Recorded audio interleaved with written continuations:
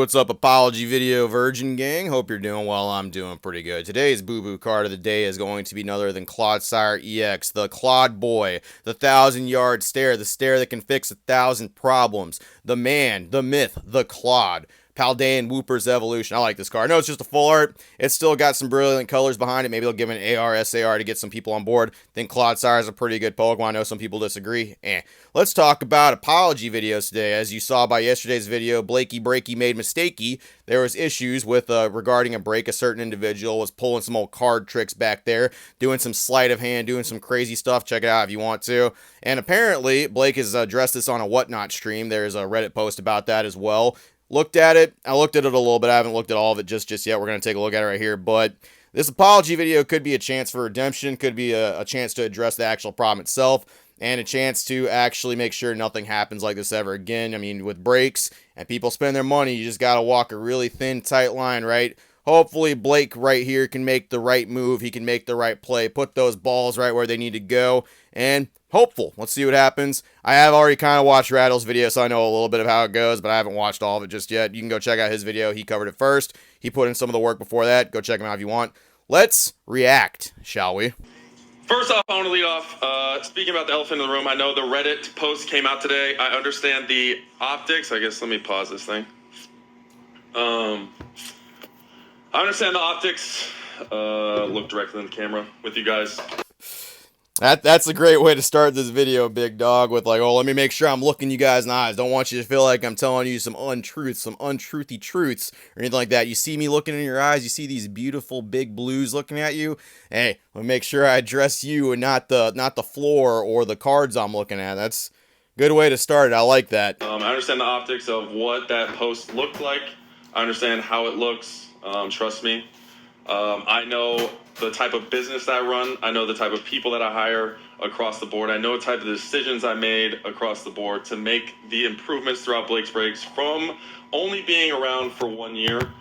So I pride myself on those. I keep forgetting Homeboy's only been around here for like a year. It seems like it's been a lot longer. I'm guessing because of the Logan Paul migration of the fuckboys that came in here. It just seems like it's been a lot longer for that stuff. I'm sorry. I thought you were here a little bit longer than that. A year it's about right, though. I kind of remember seeing your stuff pop up around that point as well as the articles. Go Raiders, am I right? I made a good amount of money. I mean, everybody knows in NFL. I knew stepping in this, I was going to have a target on my back. I knew stepping in this, I was going to have a target on my back. I knew stepping in this, I was going to have a target on my back. Oh, no. Okay. Stop. No. We're addressing that real quick. Okay. I got a target on my back. I walked into this nerd apocalypse over here. And I just got a big old target on my back. I got a target. All these nerds want to take out their little crossbows and shoot me because I walk in their hobby. Bro, ain't nobody put a target on your back except you. You're the one that wells that whole NFL thing where I came into the Pokemon space. All the articles benefit that stuff. You go directly to your page. It still has pictures of you up on the NFL. Look, man, you did that. You came into this hobby and you decided to get a bunch of product to sell. We didn't put a target on your back. If you came in here and was doing stuff all the right way and no one really had anything bad to say about you other than like, oh, I think he's kind of a guy that plays football or something like that, but I don't like that, but he still sells cards. Like, I mean, who would even give that the time of day, right? But like at the same, dude, no one put a target on your back. You put a target on your back walking in here with that whole NFL thing, buying as much of the high-quality vintage product you could, making a name for yourself, trying to make the biggest splash with one of the biggest break companies, right? I mean, that's what you did. I didn't do that, man. You did that. I knew every situation needed to be perfect. I knew every single situation needed to be clean. Obviously, looking at the Reddit thing, I know Snee had no ill intent whatsoever. I know how it looked. I know Snee had no ill intent whatsoever. I know how it looked. I know Snee had no ill intent whatsoever. I know how it looked. I know Snee had no ill intent whatsoever. I know how it looked. I know the whole situation. Obviously, Snee was no longer going to stream for us from the get-go, because she was going back to college, but from here on out, she won't stream for us. I'm definitely going to hold you to that, big dog. She better not be streaming with you anymore, but I like the way that this stuff is worded. I know how it looks, guys. I know how this whole situation looks. I know what it appears that your smooth brain might have seen, but that's just behind the scenes, baby. You don't need to know what's going on there. I don't care what Not's terms of service says about keeping packs and all that stuff on the screen at all times to prevent people from actually doing that stuff. What you saw, that little Houdini stuff, that little fucking Bertha Wonderstone, the little card trick stuff, you didn't see it. That's not what happened. She had no ill intention. We swapped packs just for no reason. She did that, and it was all for the good of the stream. It was 100% good for the viewers, and there was no ill intention for it. Dog, like, we're not blind, okay? We saw what happened. We saw the issue. Good chunk of people knew who Snee was before. She's had a record of doing kind of crap like this, like weirdly shuffling her cards for her poll games and not really necessarily making it like where people are winning bounties or anything, like where stuff, weird things just keep happening, okay? Like, we're not dumb. It's on camera. We saw it. She swapped a pack. I don't really know what... I know how it looks, guys. Man, I really hope you address the actual problem here and you don't tiptoe around it, because so far you haven't even said what happened yet. On top of that, we will no longer obviously be doing the guest energy games. The last energy polls. The one thing I do want to say is, once again, pride myself completely on making sure this is an integrity stream. I think I stepped here every single day and told you guys that all I want you guys to do is feel comfortable to spend money in my streams and all streams. Feel good about spending your hard-earned money. I know every single time people say, oof, damn, whatever it is, I want to address it because I know people that come in here spend their hard-earned money that they could spend elsewhere, and I want this to be a safe space. And based on how this is going, I'm almost recommending that you should spend your money elsewhere off this stuff. He still has not addressed what has happened, and he's going like, man, I really want this to be a safe space for you to spend your money, not for anything else. The money is first and forward, and I guess that's going to be kind of the way this goes. Look, man, you're a businessman. I get it. I understand your whole thing about this, but I mean, this whole like community/business thing that people try to do, it usually doesn't work in Pokemon like that because they contradict each other. I want to be a solid community member and I want to do all this stuff, but I mostly want you here to spend your hard-earned money here, and I want you to feel good about it. I don't want you to feel like it was a scammy scam. And what you're looking at on the screen over on that Reddit, that's a scammy scam. I don't want you to feel it. I know how it looks. I don't want you to feel like that, though. That's not how this is, man. I want you to feel good spending your hard-earned money here. $50 for some fucking $10 packs, that's what I want you to feel good about, big man. It's what I want. I'm almost recommending people spend their money elsewhere if this is how this is going to go. There's nothing in my power, in my mind, any aspect that would want it any other way. And so I'm definitely going to take this as a learning experience, especially as a first-year business. You're going to take what as a learning experience, man? Like, what are you talking? Like, you see what I'm saying? The homie hasn't even addressed it in this, like, actual sit-down. I don't care if he said it before. I don't care if he said it after. He's talking about this trying to be sincere, and he can't even tell you what the hell it is. I'll take this as a learning experience. Take what as a learning experience? Don't say what it was. And I'm going to make the improvements, just like I have in other situations. Across the board, and I want to let everybody know that has been a part of Blake's Breaks, that has been around Blake's Breaks, that has spent their hard-earned money. I would do nothing but make this thing better every single day. Because when I stepped in this thing, the thing that hurts me the most is the people in Blake's Breaks that run it the right way, that do the things the right way, that have families that do this to make money the right way. Kind of getting emotional, because I have P-Wood here, I got Pete here. I have a lot of people here that count on me. And to let something like this slip up, it hurts me. It doesn't just hurt you, it hurts them, but once again, something like this, bro, like, you're not even saying what the heck it is. I got all these people that count on me, I got all these people trying to make money the right way money, trying to make that clean money, not that dirty money. Bro, fucking, what are you even addressing here? Like, I guarantee half the chat doesn't even know what the fuck's going on in this stuff. Because they're like, you're not even addressing what it is. You're just going around, look at all these people that it hurts. It hurts me. It hurts all these people, which, I mean, it does, but like, fuck, man. What's with apologies where they can't even address what happened? Because when I started this thing, it wasn't about money.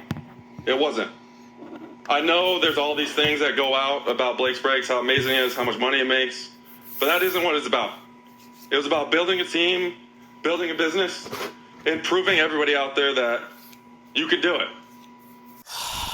It wasn't about money. All right, that's got to be one of the fakest answers I think I've heard coming from that. Look, make your money, make your business. I'm all about it. I respect it, big dog. But there's something I kind of want to bring up, and it's something that kind of got shown to me a little bit because of just like how I don't know, man. To me, like it just seems like that's a very disingenuous thing to say. Now, when it comes to people and who you're talking about here, sure, man, whatever. But I want to show guys something. I want to show you guys something here. He wants to make this place a fun place. This is a fun place to work. He says that a little bit later, I'm pretty sure. But it wants to be fun. So what I'm showing you right now is this is for Blake's Breaks right here. This is a quota. This is a quota for what packs should be hitting, for how much packs are in an actual product, the names of products, and then on the bottom there's a bunch of notes for things to do. This is a fucking quota that people have to meet. And back in the day when he first round got started, these were the quotas that people were expected to hit. And this is why Blake's Breaks has gone through so many streamers in the last few years, because the people who I've talked to who used to either work there or used to be a part of it, I'm not going to drop any names or anything like that, but like at the same time, man, look at this stuff. Does this look like fun to you? Does this look like fun? Hey, I want to crack open some fun packs and do this stuff and hang out with all these cool Pokemon people. But god dang it, look at all these quotas I have to reach. Man, if Evolutions doesn't reach $30 fucking a pack, I've got something right here in the back of my head saying, hey man, these packs aren't hitting these prices. You got a fucking quota to meet, man. There's a quota back here, and if you're not meeting this quota, you're not doing that stuff. And the whole point of a quota is to make money. It's not to have good old-fashioned Pokemon fun. It's to be a business. This is a business quota right here. Bro, I work on the safety of aircraft, and we don't have quotas like this. Are you fucking kidding me? Like, look at this stuff. Like, $8 to $10. Let's read some of these notes, okay? I want to actually read this, and this will kind of explain a little bit. Per pack is better than the sale of the whole item, so rip open ETBs if you want, and sell the packs individually with bounties. Whoa!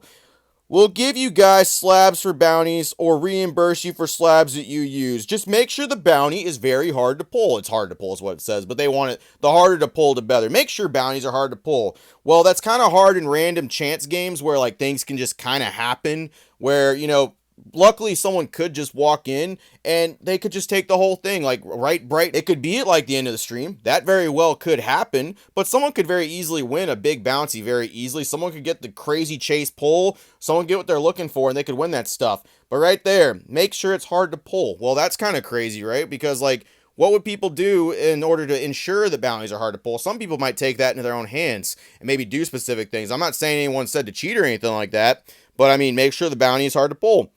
Buy it now, $20 for CGC grading. Yeah, who gives a fuck about that? You guys ship the cards, and Robbie will put in the submission into our computer, blah, blah, blah.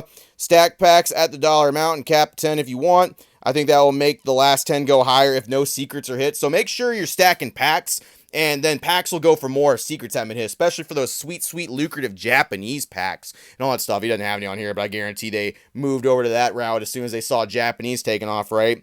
It's fucking crazy. Obviously, if you can hit these, that would be great. If you can do better, that would be amazing. Let's get it this week. Let's keep doing this. Let's do all this stuff. Let's make sure we keep our inventory going. We'll reimburse you, but hit these. These are the whatnot averages that you need to be hitting right here. Bro, I don't work for whatnot. This doesn't sound fun. This sounds like a business right here, okay? This is some business talk, and this is not something that's like good, clean, family fun for... Dude, what the fuck, man? Like, does this sound fun to you?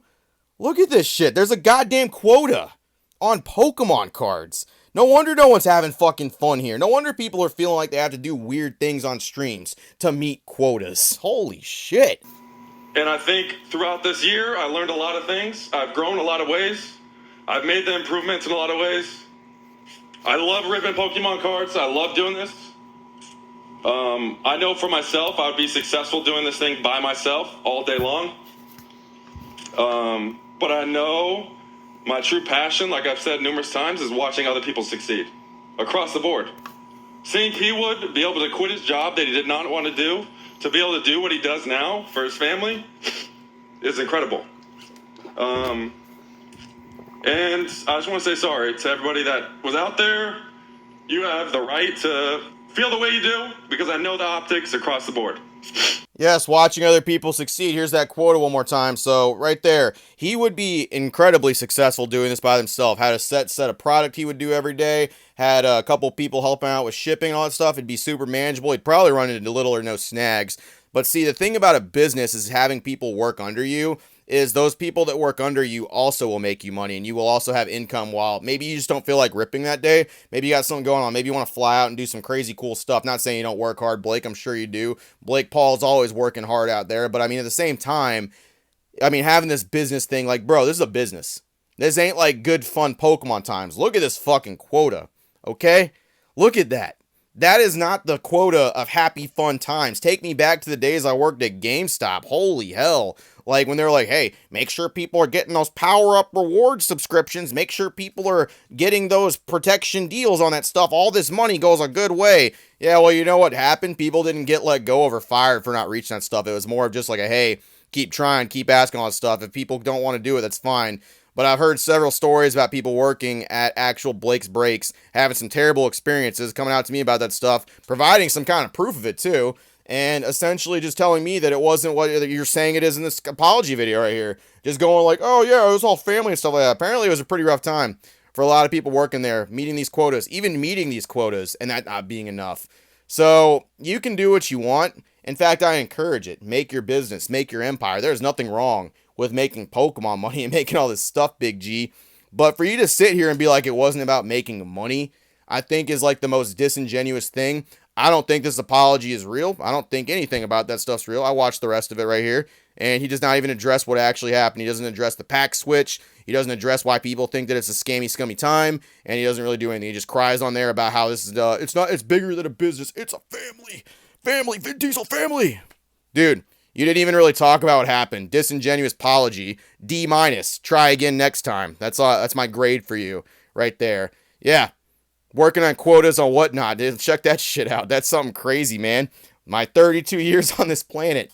And that's something quotas for Pokemon cards. Hey, guys. You hear Joe's not hitting those quotas? We're going to have to drop him. Whoo! Yeah, sure. Balls in your court, big dog. See you later, virgins.